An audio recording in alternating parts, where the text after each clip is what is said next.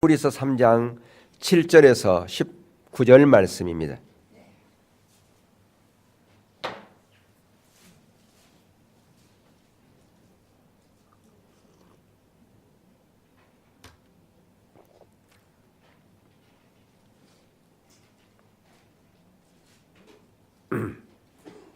히브리서 3장 7절에서부터 19절 말씀.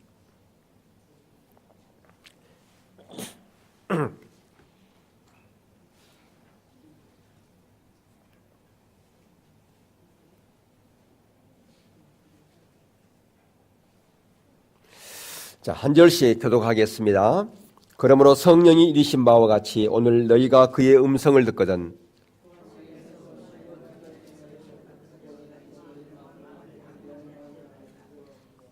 거기서 너희 열조가 나를 시험하여 증험하고 40년 동안 나의 행사를 보았느니라.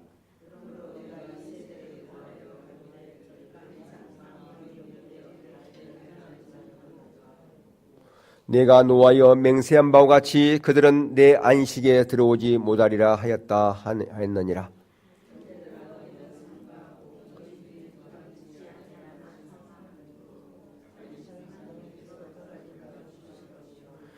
오직 오늘이라 일컫는 동안에 매일 피차 건면하여 너희 중에 누구든지 죄의 유혹으로 안구하게 되지 않도록 하라.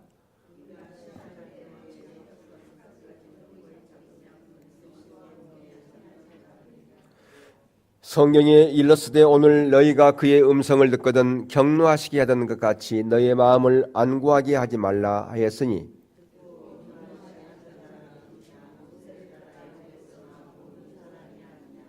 또 하나님이 40년 동안 누구에게 노하셨느냐?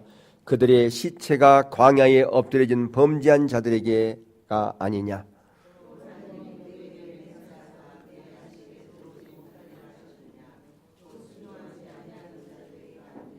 함께 봅니다. 이러보건대 그들이 믿지 아니함으로 능히 들어가지 못한 것이라. 아멘. 우리가 지난 시간까지 하나님을 찾는 것에 대한 중요성에 대한 부분을 살펴보았습니다. 우리가 신앙의 본질을 하나님과 인격적인 만남을 위해서 하나님을 찾아야 됩니다. 우리가 믿음을 위해서도 하나님의 역사가 우리의 삶 가운데 이루어지기 위해서도 하나님을 찾아야 되죠. 다시 말하면 우리의 신앙의 전 영역에 있어서 가장 기초라고 할까? 첫 단추라고 할까? 그게 바로 뭐냐? 하나님을 찾는 것이다. 그렇게 말할 수가 있어요. 오늘날 우리가 하나님을 찾으세요 라고 그렇게 얘기하면 그것을 어떻게 우리가 이해합니까? 어떤 사람이 어떤 문제가 있어요. 어려운 문제가 있습니다. 그러면 옆에서 좀 믿음이 있는 사람이 건면을 하지 않습니까? 자매님, 형제님, 집사님, 하나님을 좀 찾아야겠네요. 예. 네, 하나님을 찾아야겠죠. 어디 가서 하나님을 찾을까요? 기도원 가서 하는 게 좋을까요? 아니면 교회에서 내가 작정하면서 금식하면서 하면 좋을까요? 라고 하는 그 말 속에는 어떤 의미가 들어있냐면 그 문제를 해결을 위해서 내가 어떻게 하나님께 기도할 것인가 라고 그렇게 말하는 거죠. 근데 그것은 하나님을 찾는 게 아닙니다. 물론 우리가 어떤 문제가 있을 때 그 문제를 위해서 기도하지 말라는 얘기가 아니고 그게 잘못된 얘기는 결코 아닙니다. 근데 성경에서 말하는 하나님을 찾는다는 것은 그걸 말하는 게 아니라고 하는 것이죠. 하나님을 찾는다고 하는 것은 그분과의 인격적인 만남을 위해서 나가는 것입니다. 그분께 예배하러 나가는 것입니다. 그분이 우리의 만왕의 왕이기 때문에 그분께 나가는 것이에요. 우리의 모든 의지를 내려놓고 하나님께 나가는 것입니다. 우리가 이미 살펴봤고 앞으로 살펴보겠지만 다윗이 압살롬의 반역에 의해서 도망가지 않습니까? 자기 가족들 다 내려놓고 그냥 빈손으로 도망갔습니다. 근데 그가 도망가서 거기서 자기 가족을 보호해달라고 이 어려운 상황을 해결해달라고 기도했습니까? 아니에요. 그는 뭐 했느냐? 하나님께 예배드리려고 나갔어요. 하나님을 찾으러 나갔습니다. 그가 그 성전에서 예배드릴 때 하나님의 임재가 얼마나 그곳에서 강하게 임했으며 그거에 대해서 하나님께 예배드릴 때 그때가 얼마나 좋았는지 그걸 회상하면서 그렇게 하나님을 찾고 구하여 나가던 것을 볼 수가 있어요. 우리 같으면 좀 정신이 참 없다. 지금 발등에 불이 떨어졌는데 지금 우선순위가 있지. 지금 그게 무슨 얘기냐. 그러니까 신앙을 잘못 이해하기 때문에 그렇다라고 하는 것입니다. 그러니까 어느 날 우리는 너무나 신앙을 잘못 이해하고 있어요. 기독교를 잘못 이해하고 있어요. 성경을 잘못 이해하고 있다라고 하는 것입니다. 그러니까 문제가 있어서 그 문제를 찾는 것이 잘못됐다고 하는 것이 아니라고 하는 것이에요. 예, 그러니까 하나님을 찾을 때 내가 지금 어느 자리에 있는지를 보게 되는 것이에요. 그러니까 하나님을 떠나 있으면 하나님께 기도하면 응답이 있을까요? 없을까요?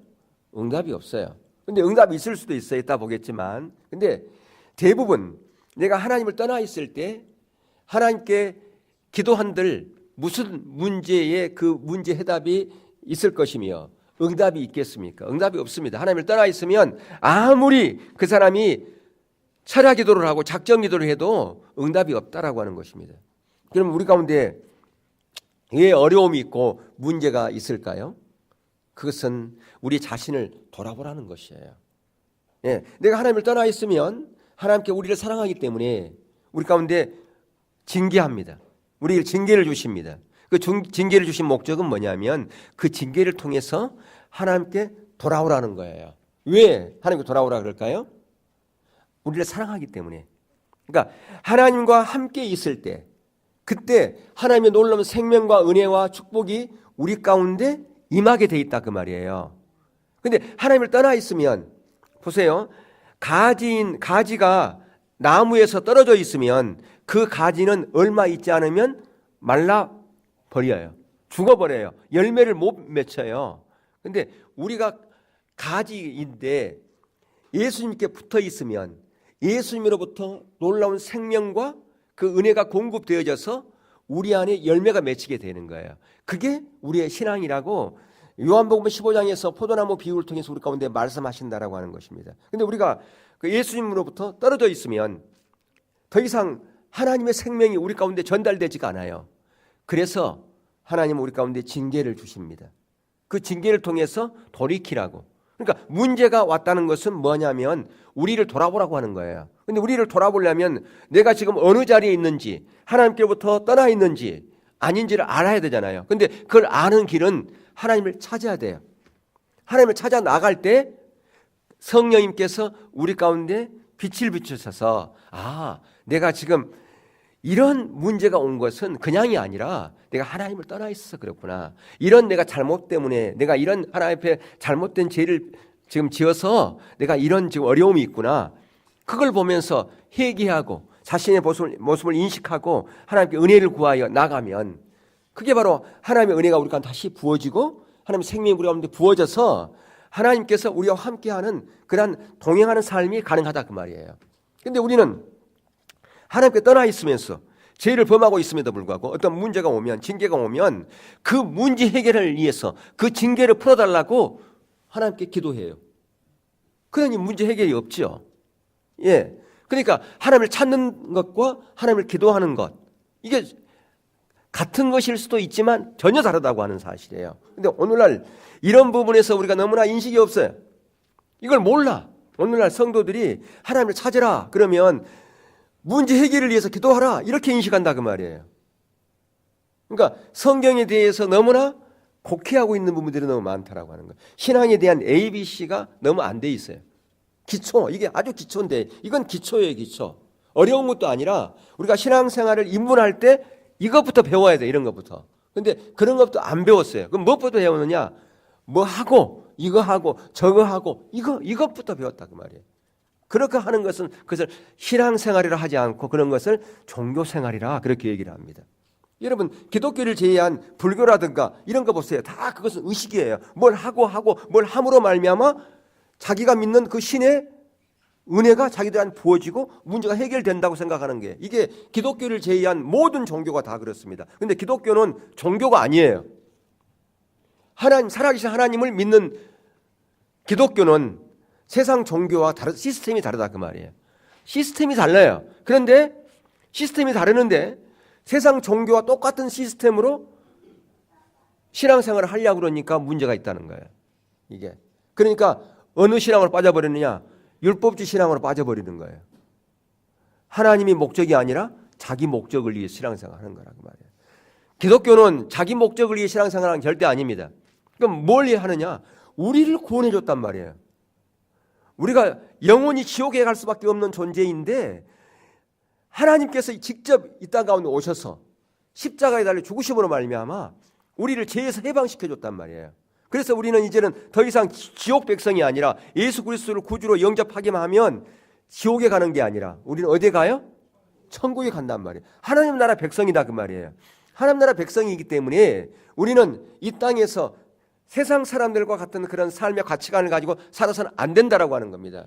하나님 나라 가치관 가지고 살아야 되는데 여전히 우리가 예수 믿고 난 다음에도 우리의 삶의 가치관은 세상 가치관 가운데 그대로 놓여 있다라고 하는 거예요.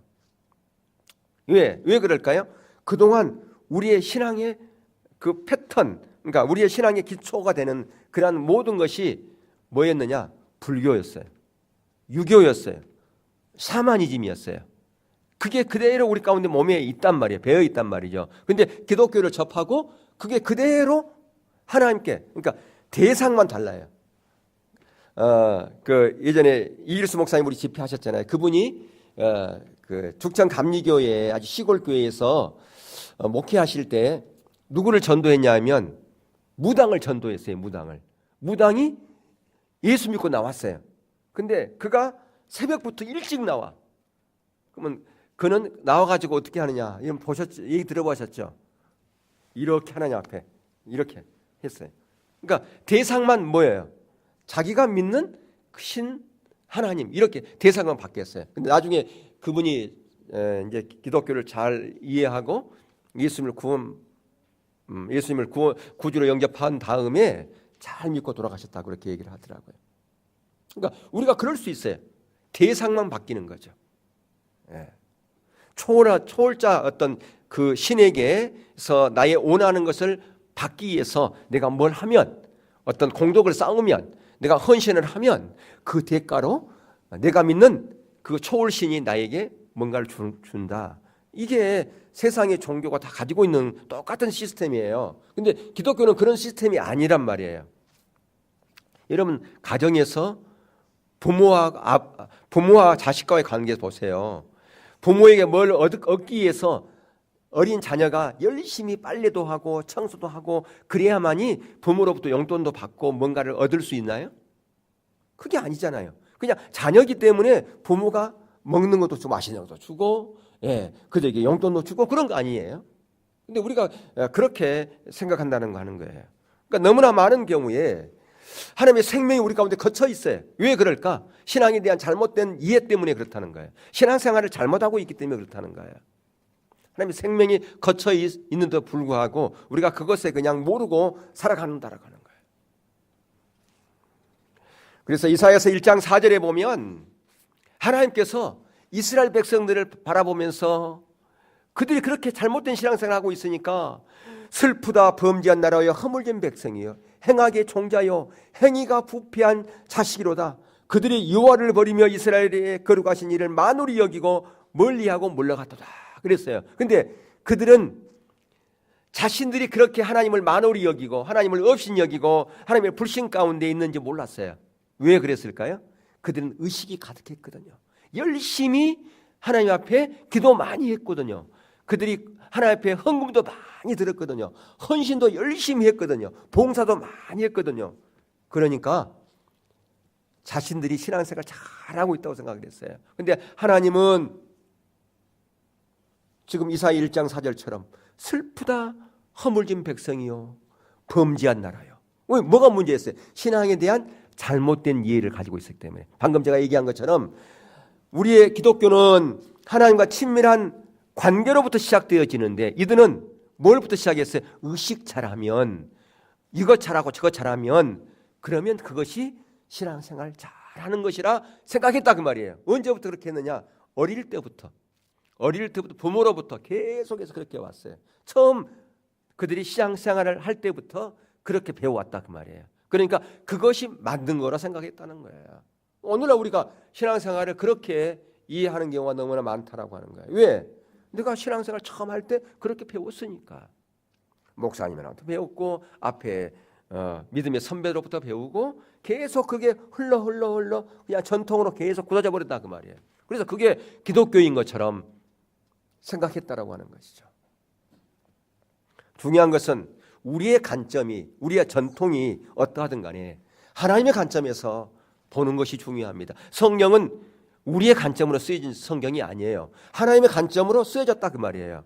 그러니까 이 성경을 우리가 보는 이유는 오늘날 우리는 어떠한 삶을 살아가고 있는가 그걸 봐야 된다 그 말이에요. 하나님의 관점에서 우리의 모습을 봐야 돼요.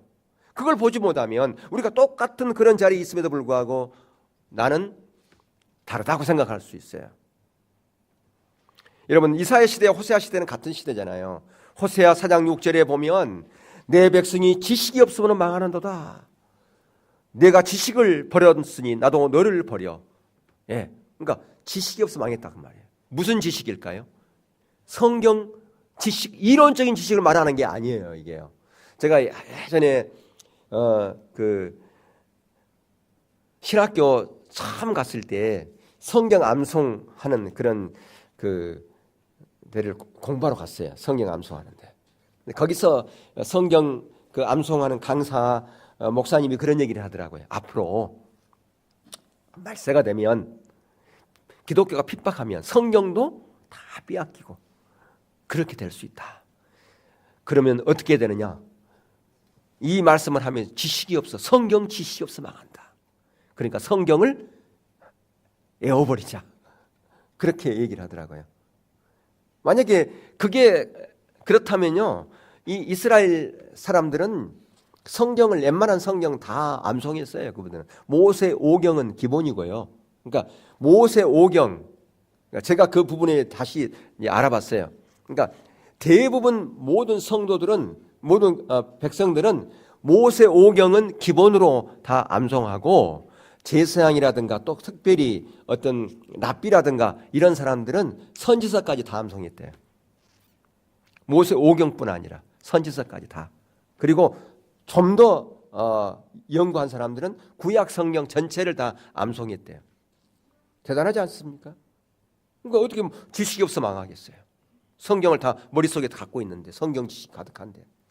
그러니까 여기서 성경 지식은 그걸 말하는 게 아니에요. 이론적인 지식을 말하는 게 아니에요.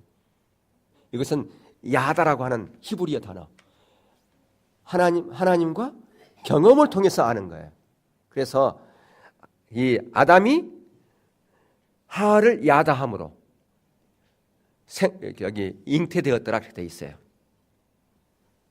야다함으로, 알므로. 그러니까 이건 경험을 말하는 거예요. 이론적인 지식을 말하는 게 아니에요. 그러니까 이들은 이론적인 지식은 많았을지 모르지만 하나님을 경험으로 알지 못했기 때문에 망했다.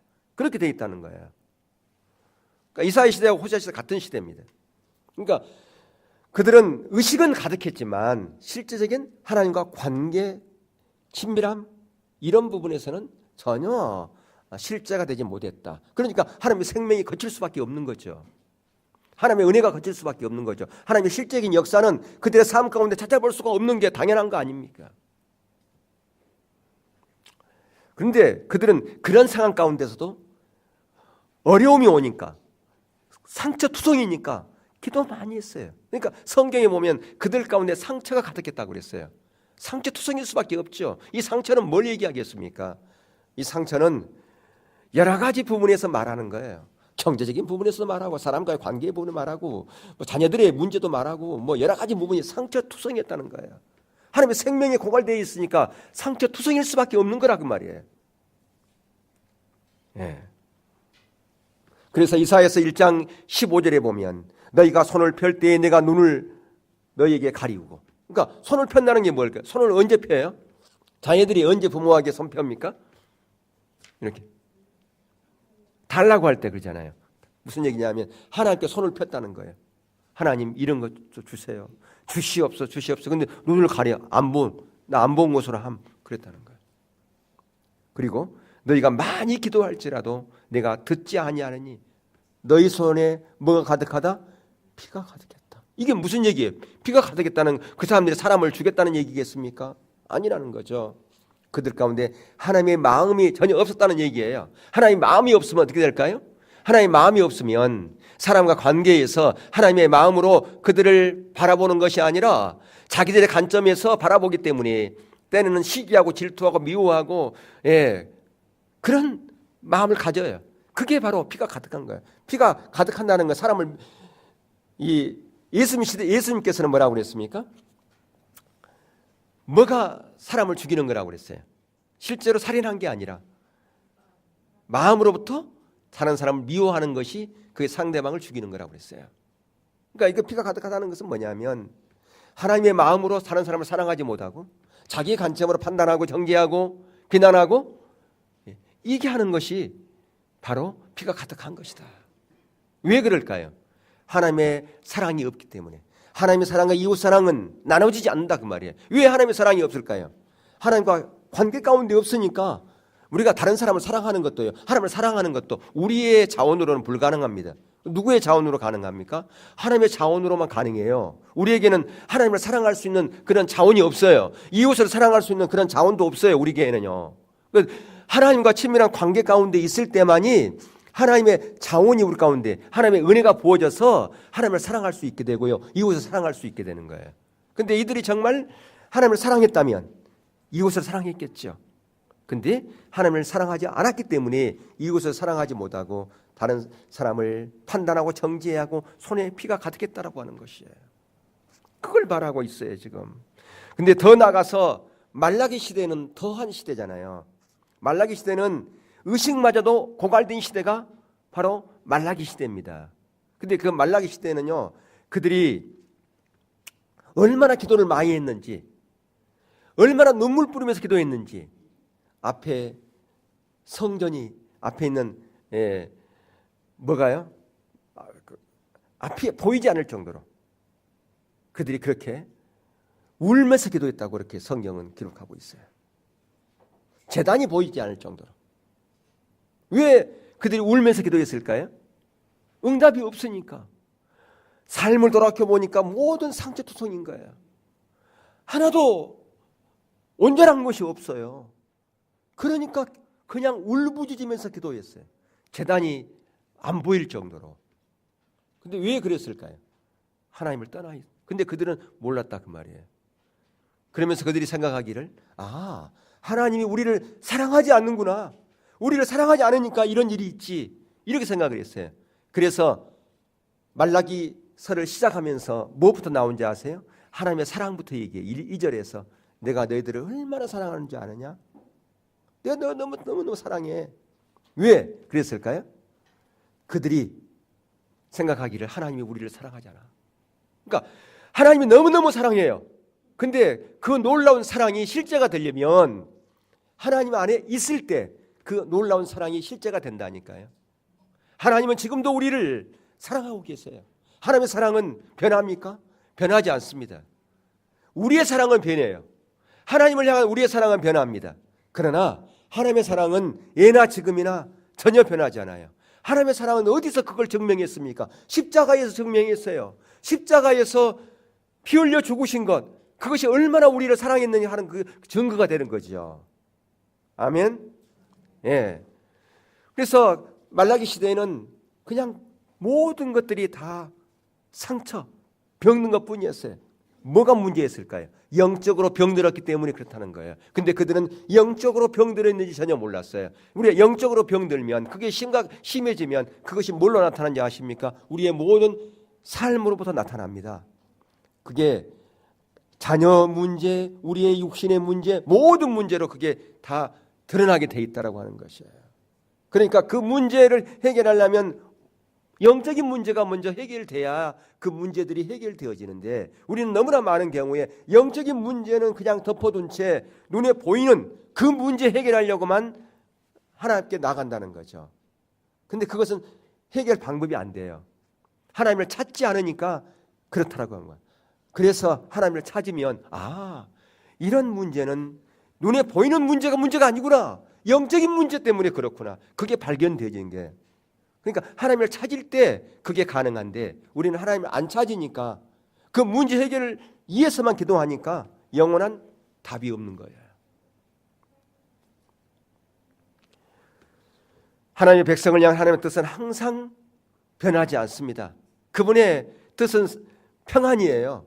저와 여러분이 잘 되기를 바라는 것이 하나님의 마음이라 그 말이에요. 부모가 자식들 잘 되기를 다 바란 것처럼 바로 하나님은 저와 여러분이 하나님의 자녀이기 때문에 우리의 모든 삶 가운데 진정한 샬롬의 평강이 넘치기를 그분은 항상 원하고 계신다라고 하는 것이에요. 그렇기 때문에 하나님께서는 목이 터져라 외치는 게 뭐냐면 돌아오라는 거예요. 그러니까 이스라엘 백성들 향해서 돌아오라, 내게 돌아오라, 그러면 살아, 그러면 살아. 근데 그들은 돌아가는지 어떻게 돌아가는지를 몰랐어요.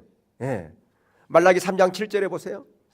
만군의 여호와가 이르노라, 너희 조상들의 날로부터 너희가 나의 규례를 따라 지키지 아니하였도다. 그런즉 내게로 돌아오라. 그리하면 나도 너희에게 돌아가리라. 이게 공식이 있어요. 먼저 우리가 하나님께 돌아가야 돼요. 어떻게 해야 된다고요? 먼저 우리가 하나님께 돌아가야 돼요. 성경은 항상 그렇게 돼 있어요. 먼저 우리가 의지를 발동해서 하나님께 돌아가야 됩니다. 예. 그리하면 나도 너에게 돌아가리라 하였더니 너희가 이르기를 우리가 어떻게 하여야 돌아가리게 하는가. 몰랐어요. 어떻게 돌아가는지를. 예. 이게 이제 시각한 거예요. 어떻게 돌아가는지를 몰랐다 그 말입니다. 돌아가라 그러니까. 내게로 돌아오라 그러니까. 그래야 너희들이 살아. 그러니까 그들이 어떻게 돌아가는지를 몰랐다는 거예요. 예. 오늘날도 마찬가지예요. 여호와께 돌아가라 그러면 뭐가 그래? 여호와께 돌아가? 주일 성수 빠지지 않고 그렇지 모든 공예배 다 나오고 11조 설치해야 하고 이렇게 생각한다면 하나님 돌아오라 그러면 신앙의 본질로 돌아오라고 하는 것이에요. 광야 생활을 했던 이스라엘 백성들이 우리의 삶의 본보기예요. 그래서 오늘 우리가 본문에 읽었던 히브리서 3장의 말씀이 바로 광야 생활했던 이스라엘 백성들의 삶을 우리 가운데 본보기로 보여주면서 이들처럼 너희들로 살지 말고 깨어서 그렇게 하나님의 은혜와 생명을 놓치지 말고 바르게 살아가는 삶을 살아라. 그렇게 교훈해주고 있다라고 하는 것이에요. 여러분 우리가 잘 아는 것처럼 이스라엘 백성들이 광야에 나오기 전에 어디에 살았어요? 애굽에 살았잖아요. 애굽에. 자, 애굽에서 그들 스스로 나올 수 있는 힘이 있었어요, 없었어요? 없었지요. 그들이 무슨 군대가 있었습니까?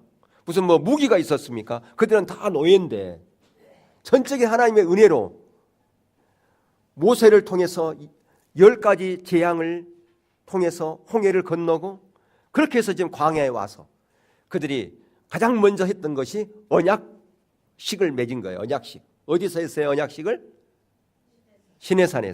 시내산에서 피의 언약을 맺었어요. 황소를 잡고 그걸 이제 백성들에게 뿌리면서 그리고 나서 그 피의 언약을 하면서 이제 십계명을 만들었죠. 예. 하나님의 백성들의 이 살아가야 될 가장 기본적인 10가지 계명을 주었어요. 그리고 나서 뭘 만들려고 그랬죠? 뭘 만들려고 그랬어요? 성막을 만들라는 말이에요. 성막을 왜 만들려고 그랬을까요? 성막은 하나님과 만남의 장소라고 말이에요. 예. 그러니까 언약 백성은 하나님과 뭐가 있어야 된다? 만남으로부터 모든 것이 시작된다. 그걸 얘기해 주는 거예요. 피의 언약 백성이에요. 우리는 피의 언약 백성이에요. 어떻게 우리는 하나님과 언약을 맺었을까요? 예수 그리스도의 십자가의 보혈의 그 언약이에요. 십자가를 통해서 이제 우리가 하나님의 자녀가 되었어요. 그리고 나서 동일하게 이제는 성막이 우리 안에 완성이 됐어요. 우리가 성전이 됐다 그 말이에요. 아멘. 그러니까 똑같은 거예요. 다 그런 원리예요. 성경은 시내산에서 피 언약 맺고 성막 만들려고 그랬잖아요. 그랬습니까? 안 그랬습니까? 그랬죠. 오늘날 우리는 예수 그리스도 십자가를 통해서 하나님의 언약 백성이 됐어요. 그리고 우리가 뭐가 됐어요? 성전이 됐어요. 그 얘기는 뭡니까? 에레미야 31장 31절 이하에 보면 이 피 언약을 맺고 성막을 맺었더니 그걸 실패했어. 보세요. 여러분 31장 31절 이하에 보면 애굽에서 이스라엘 백성을 인도하셔서 하나님이 그들의 신랑이 됐어요. 그런데도 불구하고 그들이 언약을 지켰어요? 못 지켰어요? 못 지켰잖아요. 그러니까 이제는 그 언약을 돌비에 새기는 것이 아니라 어디에 새긴다고 그랬어요? 신비에 새긴다. 그게 이제 고린도후서 3장 6절에 보면 그게 나와요. 그게 뭔가? 바로 율법 조문으로 하지 아니하고 영으로 함이니. 율법 조문은 죽이는 것이요, 영은 뭐 하는 것이다? 살리는 것이다. 그러니까 우리 안에 누굴 신비에 새긴다는 건 뭡니까? 성령 하나님이 오신다는 거죠. 아멘. 예, 그게 바로 신약 백성이에요. 그러니까 신약에 새로운 언약을 주신다 그랬어요. 예레미야 31장 31절 이하에서 신약 백성에게는 이제는 돌비에 새기는 것이 아니라 하나님의 말씀을 어디에 새긴다고요? 신비에. 그게 바로 성령님이라 그 말이에요. 그래서 신약 백성인 저와 여러분은 십자가를 통한 피의 언약 백성으로서 우리 안에 누가 오셨어요? 성령 하나님이 오셨다 그 말이에요. 그래서 우리가 뭐가 됐어요? 성전이 됐단 말이에요. 성전. 그죠? 예, 그 얘기는 뭐예요? 우리가 구원받은 이후에 줄기차게 누구의 만남을 계속해야 된다? 하나님과의 만남, 주님과의 만남. 그 만남 지속적으로 그렇게 돼야 돼. 성령이 위한 삶이 돼야 된다. 그걸 얘기하는 거예요. 그러니까 친밀한 관계 가운데 살아가야 된다. 그걸 말한다 그 말이에요. 의식이 먼저가 아니라 하나님과 만남이 먼저라. 그걸 지금 계속해서 얘기해 주고 있는 거예요. 아멘. 예, 그게 바로, 근데 그것을 어떻게 해야 그게 가능한가? 하나님 그분 자신을 찾을 때 그게 가능하다 그 말이에요. 하나님을 찾는 것과 성령이 위한 삶은 분리되지가 않아요. 성령이 위한 삶을 살려면 하나님을 찾아야 돼요. 그분께 나가야 돼요. 그분께 예배하는 자로 나가야 돼요. 그분만을 높이는 자로 가야 돼요. 그래야 성령이 위한 삶이 가능하다 그 말이에요. 그래서 하나님께서는 그 이스라엘 백성들에게 언약을 맺으면서 놀라운 약속들을 했어요. 그게 이제 출애굽기 19장에 보면 그 5절에 세계가 다 내게 속하였나니 너희가 내 말을 잘 듣고 내 언약을 지키면 너희는 모든 민족 중에서 내 소유가 되겠고 너희가 내게 대하여 제사장 나라가 되며 그러한 백성이 되리라 그랬습니다. 자, 베드로전서에 보면 저와 여러분이 왕 같은 뭐예요? 제사장이잖아요. 근데 여기는 제사장 나라가 된다 그랬단 말이에요. 그러면 우리는 왕 같은 제사장이다. 그 의미와 제사장 나라와의 의미가 뭐가 다를까? 이 제사장 나라라고 하는 것은요, 열방을 하나님께로 인도하는 자가 제사장 나라예요. 그러니까 제사장이라고 하는 것은 구약에서 일반 백성들이 죄 지으면 바로 하나님께 나갈 수 있었어요? 없었어요? 없었죠. 그럼 누가 그 다리 역할을 했나요? 제사장이 다리 역할을 했지 않습니까? 제사장이. 근데 지금은 이제 우리가 그 다리 역할이 있을까요? 없을까요? 예수님이 그 진정한 제사장이 돼서 그분이 제물 되어서 우리 죄를 대신해 죽었기 때문에 우리는 이제 다 하나님께 직접 나갈 수 있어요? 없어요? 나갈 수 있단 말이죠. 그러면 우리가 왕 같은 제사장이라고 하는 것은 뭐냐면 우리 주위에 아직도 하나님을 모르는 자, 불신자들, 그들을 하나님께로 인도하는 자가 제사장이란 말이에요. 여기서 지금 이스라엘 백성들을 제사장 나라로 삼았다는 것은 열방을 그 이스라엘 통해서 하나님께로 인도하는 그런 놀라운 그 직책을, 그 직무를 그들에게 맡겼다라고 하는 것이에요. 그게 제사장 나라입니다. 그러니까 이게 엄청난 거예요. 그러니까 제 열방을 위해서 그 이스라엘을 사용하시겠다라고 하는 것이죠. 그게 하나님의 놀라운 그 비밀이에요. 그게 오늘날도 마찬가지입니다. 그래서 우리가 이미 살펴봤지만 이사야 하반부에 나오는 7가지 유업 중에 한 유업이 뭐예요? 우리에게 어떤 유업을 줬어요? 열방을 유업으로 줬어요. 근데 그 열방을 유업으로 주는 것과 부의 유업은요 같이 가요. 예, 열방을 주면서 너의 천막이 넓어지리라 그랬거든요. 그러니까 부의 유업이에요. 열방이 함과 동시에 부의 유업은 같이 가게 돼 있어요. 예, 여러분들이 정말로 성부가 되려면 열방을 품고 기도하고 여러분이 선교하는 자리에 가야 돼요. 성부의 목적은 뭡니까? 여러분 성부가 뭔가 이렇게 하겠는데 성부, 성자, 성령 말고 성스러운 부자를 얘기하는 거예요. 뭐가 성부라고요? 성스러운 부자. 성스러운 부자가 누가 성스러운 부자가 된 줄 아세요? 열방을 품고 기도하고 거기에 자기의 모든 것을 바치는 자가 성스러운 부자가 되는 거예요. 그러면 속부는 뭘까요? 속부. 세상의 부자가 속부예요. 성빈은 뭘까요? 성빈.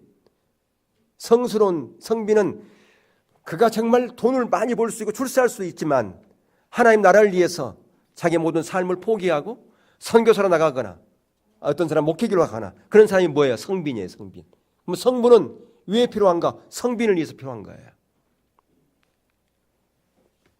여러분들이 정말로 하나님 나라를 위해서 그렇게 헌신하고 그렇게 그런 마인드를 가지면 하나님께서 여러분들을 사용하세요. 어떻게 사용하실까요? 성부로 때로는 사용하신다니까요. 뭐 하라고요? 하나님 나라를 위해서 헌신하라고. 그들을 위해서 물질로 섬기라고. 성스러운 부자로 만든다 그 말이에요. 바로 열방을 섬기는 제사장 나라. 그 열방을 섬길 때 하나님께서 놀랍게 그들을 사용하세요. 여러분 이스라엘이 그 민족이 유다 민족이 세계의 0.2%밖에 안 돼요. 근데 여러분 미국을 누가 지배하고 있는 줄 아세요? 유대인들이 지배하고 있는 건 여러분 아신가요? 그들의 모든 경제, 문화, 교육 모든 걸 다 누가 잡고 있어요? 유대인이 잡고 있어요. 예. 그 이유는 간단합니다. 그들은 어릴 때부터 무엇부터 교육시키는가? 바로 이런 열방을 섬기는 훈련부터 시키는 거예요. 그들이 갖고 있는 모든 소유의 많은 부분을 구제하고 선교하는데 그들이 그걸 투자해요. 어릴 때부터 투자해요. 하나님께서 그런 은혜를 부을 수밖에 없는 거죠. 우리는 많은 경우에 내 것 소유하기 위해서 바빠요. 네, 좀 옆으로 갔습니다만은 여러분 이스라엘 백성들을 광야의 이스라엘 백성들은 그들은 놀라운 하나님의 은혜를 이미 경험하고 애굽에서 나왔습니다. 10가지 재앙 보세요. 고센 땅만 하나님께 다 보호하지 않습니까? 마지막 재앙, 장자 재앙. 이스라엘의 저기 고센 땅을 제외한 애굽엔 그냥 완전히 난리 났습니다. 왜 난리 났을까요? 막 고가고 난리 났어요. 마지막 나올 때. 왜 고가고 난리 났어요? 큰 아들은 다 죽었거든요. 그러니 얼마나 그들이 그냥 고굴하고 통곡하고 울었겠어요. 근데 고센 땅은 하나님께서 다 보호하셨단 말이에요. 그것뿐 아니죠. 여러 가지 10가지 재앙을 보고 그들이 나왔어요. 그러면 그들이 하나님을 신뢰할 만해요, 안 해요? 안 해요. 신뢰할 만하죠. 그들이 거기서 나온 것, 그건 기적입니다. 그들 힘으로 도저히 거기 애굽에서 나올 수 없어요. 근데 그들이 지금 나왔잖아요. 근데 문제는 그들 앞에 홍해가 딱 있는 거예요. 좌우에는 높은 산이 있고 뒤에는 누가 쫓아와요 이제? 마음이 변한 애굽의 정예병들이 쫓아옵니다. 그러면 그들이 어떻게 했을까요? 이때까지 하나님을 경험했으니까 이번에는 하나님이 하실 거야. 하나님을 우리가 찾자. 그랬어요? 안 그랬어요? 안 그랬단 말이에요. 그들은 그냥 난리나 하나님 어떻게 우리를 이곳에서 그냥 죽이려고 합니까? 그들이 막 통곡하면서 부르짖고 기도했어요. 절박하게 기도했어요. 여러분 우리가 입장 바꿔 생각하면 우리가 그런 상황 닥치면 절박할 수밖에 없잖아요. 절박하게 기도할 수밖에 없어요. 근데 하나님은 그것을 원하는 것이 아니라 이제까지 하나님을 우리를 보호하시고 우리를 인도했던 그 하나님이 이러한 절박한 상황에서도 하나님은 길을 낼 것이다. 그걸 신뢰하고 하나님께 나오기를 하나님께서 원하셨다라고 하는 것이에요. 왜? 거기에 놀라는 반전이 있기 때문에 그렇습니다. 근데 모세는 알았죠. 그걸. 하나님이 왜 우리를 이런 상황 가운데 놓이는 것을. 왜 그랬을까요? 하나님께서 하나님이신 것을 또 한 번 보이시기 위한 거예요. 홍해를 갈리심으로 말미암아 하나님이 살아계신 것을 그들이 경험하기를 원하셨다 그 말이에요. 예, 그게 하나님의 놀라운 반전입니다. 예전에 제가 한번 말씀드렸지만 제가 여기 처음 이쪽으로 개척하기 위해서 왔을 때 전세금 다 이렇게 날렸잖아요. 그냥 이게 사기당해 가지고. 근데 그때 그랬어요. 사람들이 아니 그거 들어갈 때 하나님의 응답받고 들어갔다는데 왜 그래요? 하나님 인도하심 따라서 그랬다는데 그게 제일 힘들더라고. 예, 하나님의 인도하심을 그냥 한 게 아니라 기도하고 하나님 인도 따라서 왔는데 왜 그런 일이 있냐 그 말이에요. 예. 하나님 인도 따라갔으면 다 모든 일이 다 평탄해야 되는데 어떻게 그런 일이 있어요? 그럴 때 우리가 그럴 수 있어요. 하나님 어떻게 그럴 수 있습니까? 하나님 인도 따라서 왔는데 어떻게 그렇게 될 수가 있어요? 또 그것을 그렇게 했던 그분이 제 아는 목사님 사모님 언니였어요. 그래서 내가 그걸 이제 정하기 전에 전화를 했죠. 사모님 이런 분이 이런 일 하십니까? 그러니까 그런다고 그러더라고. 그러면 이분 믿을만 하세요? 그랬더니 잘 알아보고 하세요. 기도해보고 그러시더라고요. 그래서 내가 전화를 했어요. 이래서 또 내가 완전히 다 전세금 날렸다고 그랬더니 그러니까 목사님 내가 알아보고 하라고 그랬잖아요. 그렇게 얘기하시더라고요. 근데 이제 하나님께서 그런 마음을 주세요. 모든 것은 우연이 없는데 무소유의 삶을 살라고 하나님께서 돈에 대한 모든 것을 내려놓게 하시는구나. 하나님의 길을 가려면 그 모든 걸 내려놔야 되는데 거기에 내 마음이 쏠리면 안 되니까 처음부터 내려놓는 훈련을 시키는구나. 그런 마음을 주니까 오히려 감사가 나오는 거 있죠. 그냥 너무너무 감사한 거예요. 홀가분한 거예요. 그리고 그렇게 했던 사람들을 미워한 게 아니라 오히려 축복에 감사가 하나님 그들을 축복합니다. 그들이 그렇게 하는 것은 그들이 아니라 하나님께 이렇게 하신 것인데 왜 내가 그들을 원망했나요? 이게 나오는 거예요. 근데 하나님이 반전하시잖아요. 예. 지금이야 우리가 그러면 놀라지도 않아요. 옛날에는 그러면 그래서 놀랬잖아요. 그죠? 예. 근데 어떤 때 하나님께서 그걸 통해서 반전을 시켰어요. 놀랍게 반전을. 뭐 아신 분 다 알겠지만 놀랍게 반전을 시켰어요. 더 넘치도록 하나님께서 부어줬다 그 말이에요. 그걸 통해서 저는 그런 생각을 해요. 그걸 통해서 하나님께서 그 일들이 이루셨다. 반전시켰다. 예. 그래서 우리는 하나님의 의도와 목적을 알기보다는 단순히 그냥 문제 해결에만 우리의 마음이 뺏겨요. 예.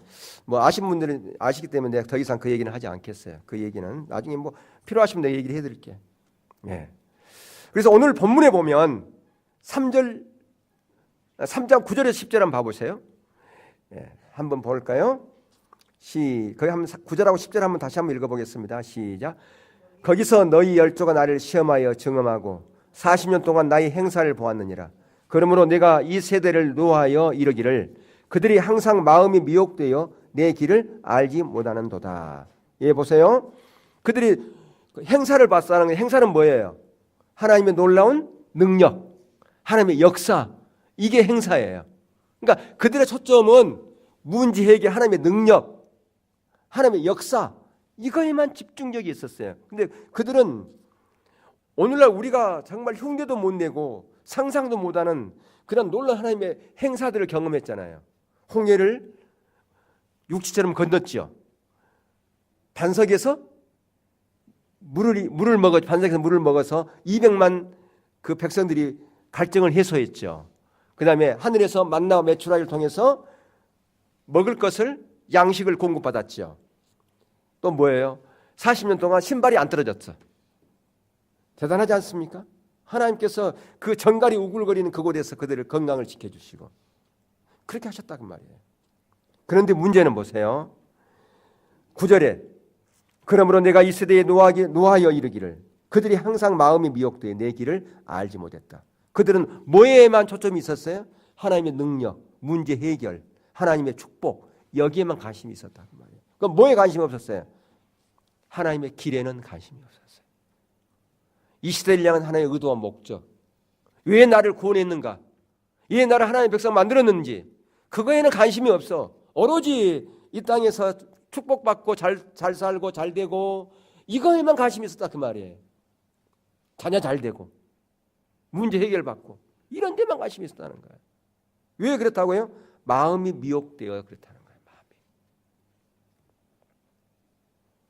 그래서 시편 103편 7절에 보시면 그 행위를 모세에게 그 행사를 이스라엘 자손에게 알리셨도다. 그렇게 돼 있어요. 그러니까 모세에게는 행위, 이 우리말 성경이 잘못 번역되어 있는데 중국어 성경도 잘 되어 있어요. 도라고 되어 있어요. 도가 뭐예요? 길도자예요. 영어 성경에도 길로 되어 있어요.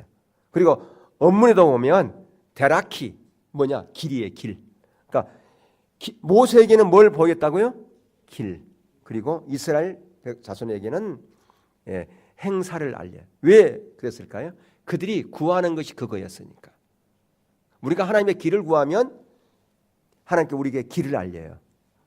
왜 우리에게는 길을 안 알려줍니까? 하나님의 비전과 하나님의 목적, 이 시대를 하나님의 뜻을 왜 우리에게 안 알려줄까요? 구하지 않으니까. 오로지 우리가 관심은 이 시대를 향하는 의도와 목적에는 관심이 없고 내가 이 세상에 잘 되고 내가 돈 많이 벌고 내 자녀 잘 되고 이런 거에만 관심이 있으면 하나님의 길이 보일까요? 보이지 않습니다. 예. 그래서 출애굽기 33장 13절에 보면 내가 참으로 주의 목전에 은총을 입었사오면 오나건대 주의 길을 내게 보이사 내가 내게 주를 알리시고 나를 주의 목전에 은총을 입게 하시며 이 족속을 주의 백성으로 여기소서. 모세는 어떤 상황에서도 주님의 길을 구했어요. 주님의 길을. 근데 우리는 너무나 많은 경우에 문제 해결, 축복, 성공, 이것만을 구한다는 거죠. 이게. 그러니까 이걸 구하면 하나님을 성경에 뭐라고 그래요? 하나님을 분노케 한다고 그랬어요. 하나님을 분노케 한다. 그러면 내가 축복 받아야 되잖아요. 내가 성공해야 되잖아요. 그거 하지 말란 말인가요? 너무나 하나님을 모른다는 말이에요. 하나님 안에 다 있어요, 없어요? 하나님 안에 축복이 있어요, 없어요? 하나님 안에 성공이 있어요, 없어요? 하나님 안에 부가 있어요, 없어요? 있단 말이에요. 하나님을 구하면 되는데 하나님 그분을 구하면 문제가 해결되는데 하나님을 안 구해. 뭐에만 구하는 초점이 있느냐? 하나님 아닌 부, 문제 해결 여기만 하십니다. 그걸 지금 성경 계속 얘기하고 있는 거예요. 지금 하나님을 찾지 않으면 우리의 관심은 하나님께 있지 않습니다. 눈에 보이는 것에만 관심이 있다는 거죠. 그래서 우리가 오늘 읽었던 그 본문에 보면 이스라엘 백성들은 하나님의 길을 몰랐어요. 하나님의 길을 모르면 자동적으로 하나님을 신뢰하지 못합니다. 하나님의 길이 어떤 길인지를, 나를 왜 하나님의 자녀로 불렀는지를 모른단 말이에요. 길을 모르면 불신 가운데 있어요. 왜 불신할까요? 기도해도 응답이 없으니까 하나님을 신뢰하지 않아요. 그래서 어떤 문제를 결정할 때 하나님께 묻고 결정하는 것이 아니라 물어도 뭐 답이 없고 그것도 생활화 안 돼 있으니까 내가 결정 다 하고 내가 원하는 대로 해버려요. 그게 뭐냐? 불신이죠. 불신. 예. 그래서 12절하고 19절에 보면 불신에 대한 부분을 말하고 있어요. 근데 이 불신에 대해서 시편 78편에서는 어떻게 말해주는가 한번 보겠습니다. 78편 12절에서 22절 시작. 옛적에 하나님이 애굽 땅 소환들에서 기한 일을 그들 수상의 목전에서 행하시. 지금 이 광야에서 있었던 얘기하고 있는 거예요. 지금 시편 78편 얘기가요. 13절 시작.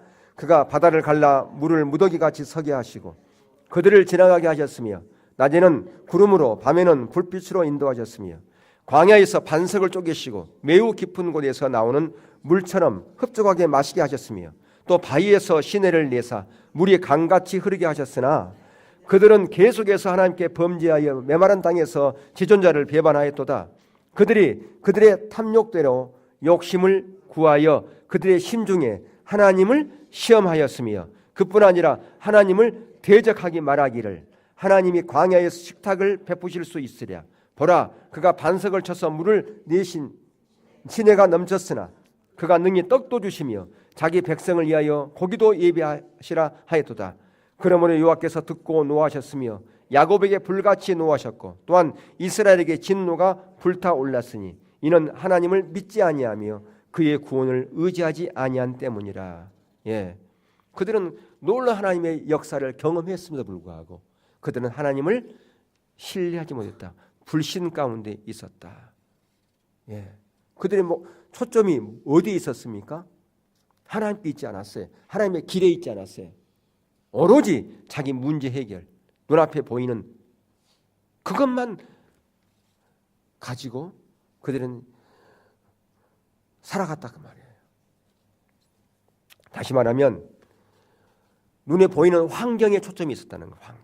환경이 좋으면 할렐루야 했어요. 하나님을 찬양하고. 그러니까 믿음이 좋은 것 같죠. 환경이 좋으면 믿음이 다 좋은 것 같아요.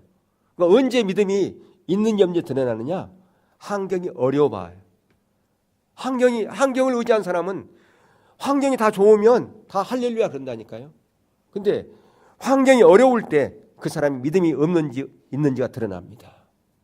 환경이 어려울 때 그 환경 때문에 좌절하고 낙심하냐? 그러면 그 사람 믿음이 없는 거죠.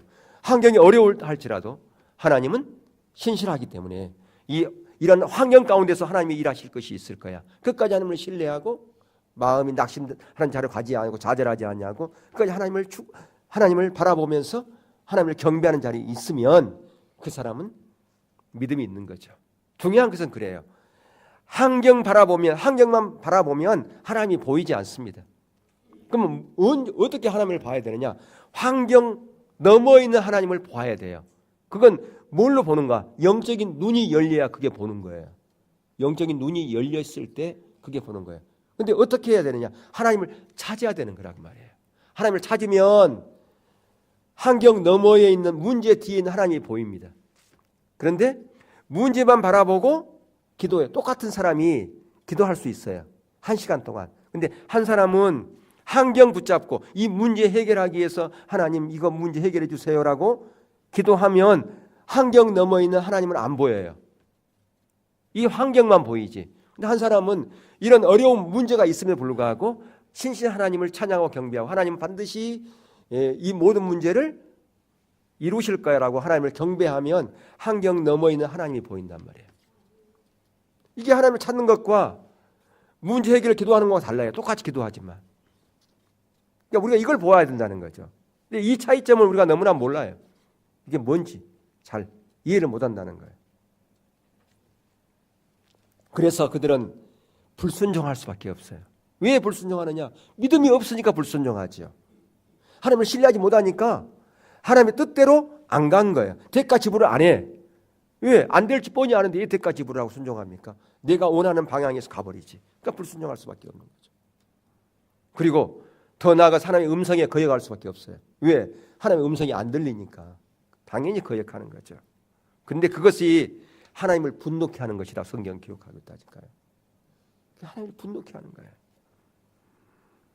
근데 여러분들 여기서 우리가 하나 짚고 넘어갈 게 뭐냐면 하나님의 행사와 하나님의 신임은 다릅니다. 이스라엘 백성들은 지금 놀라운 하나님의 행사들을 경험했지 않습니까? 근데 하나님이 신임했기 때문에 그런 게 있었나요? 오늘날 우리가 어떤 문제가 해결되죠. 그러면 하나님이 나를 사랑하기 때문에 그렇다고 생각하는데 그게 아닐 수 있어요. 그러면 아까도 말씀드렸지만 신앙의 본질에 떠나면 우리가 기도해도 하나님의 응답이 없다고 그러는데 왜 이들은 기도하면 들어줬잖아요. 지금. 근데 어떻게 보면 이들은 믿음이 어린 자들이에요. 믿음이 어린 자들은 하나님께서 하나님을 잘 몰라도 기도 응답이 올 수 있어요. 예. 근데 어느 정도 신앙이 이렇게 성숙한 단계에 가야 되는데 불구하고 여전히 그 자리에 있으면 하나님께 더 이상 응답 안 하는 경우도 많습니다. 그러니까 무조건 하나님의 행사가 하나님의 역사가 있다고 해서 문제 해결했다고 해서 하나님이 나를 사랑하기 때문에 나를 신임하기 때문에 그렇다. 그게 아니라는 거죠. 이스라엘 백성 보세요. 놀라운 하나님의 역사 우리가 상상할 수 없는 그런 놀라운 하나님의 역사를 경험했지만 그게 하나님의 신임이 아니었잖아요. 예, 하나님을 분노케 한 것인지 그들은 몰랐다는 거예요. 근데 오늘날 우리가 너무 많은 경우에 어떤 기도의 응답이 있고 그러면 그게 하나님을 나를 사랑하기 때문에 하나님을 나를 신임하기 때문에 그렇다고 생각해서는 안 된다는 거죠. 그래서 오늘 우리가 말씀을 이제 갈무리하면서 보아야 될 게 뭐냐면 왜 이런 말씀을 신약 성경에 기록되어 있느냐? 광야 이스라엘 백성들이 하나님을 분노케 하고 불신 가운데 있던 이 하나님의 말씀이 왜 히브리서에 있냐 그 말이에요. 12절을 한번 보세요. 히브리서 3장 12절 시작. 형제들아 너희는 삼가 혹 너희 중에 누가 믿지 아니한 악한 마음을 품고 살아계신 하나님께서 떨어질까 조심할 것이요. 예, 누구에게 하신 말씀이에요? 오늘 살아가는 저와 여러분에게 하신 말씀이라고 말이에요. 저와 여러분도 바로 광야에서처럼 이스라엘 백성들처럼 그렇게 살지 말고, 그렇게 하나님께 떨어지는 그런 삶을 살지 말고 신앙의 본질 가운데서 하나님께 붙어 있음으로 말미암아 하나님의 생명이 우리 가운데 부어지는, 하나님의 은혜가 우리 가운데 부어지는 그런 삶을 살라, 그 말씀을 하고 계신다 그 말이에요. 예, 그러니까 여기서 떨어진다는 말은 지옥 간다는 말은 결코 아니에요. 그 얘기는 뭐냐 하면 하나님의 생명이 우리 가운데 고갈되어 버린다는 거예요. 하나님의 은혜가 거쳐버린다는 거예요. 하나님의 원하는 것은 저와 여러분이 항상 평안이요 생명이요 은혜요 하나님의 역사가 우리 삶 가운데 풍성하게 되는 삶의 평강이 넘치는 그런 삶을 하나님이 원하고 있는데 우리가 그런 삶을 살지 않도록 조심하라는 거예요. 원하기는 우리가 눈에 보이는 것 가지고 우리의 신앙을 평가해서는 안 됩니다. 언젠가는 우리가 다 하나님 앞에 갔을 건데 거기서 결산할 거 아니겠어요? 우리의 신앙을 다 결산할 겁니다. 그럴 때 사람 보기에 좋은 것이 아니라 하나님 보기에 좋은 그런 참다운 신앙생활을 우리가 해야 된다라고 하는 것이죠. 그러기 위해서는 지금부터 우리가 해야 돼요. 그것을요. 지금부터. 오늘 말씀을 우리 가운데 이 말씀을 주신 것은 지금부터라도 내가 바른 신앙생활을 해야 되겠다. 내가 하나님을 찾는 자로 가야 되겠다. 하나님의 길을 내가 알아. 하나님의 길에 서서 주님이 원하는, 주님이 기뻐하는, 주님과 동행하는 그런 삶을 살아야 되겠다. 그렇게 결단하여 하나님께 영광을 돌리는 여러분의 인생길이 되어지기를 주의 이름으로 축원합니다. 이번 설 연휴 기간에 정말 하나님의 은혜를 여러분들이 경험하는 그런 한 주간 되기를 주의 이름으로 축원합니다. 우리 경배드리겠습니다.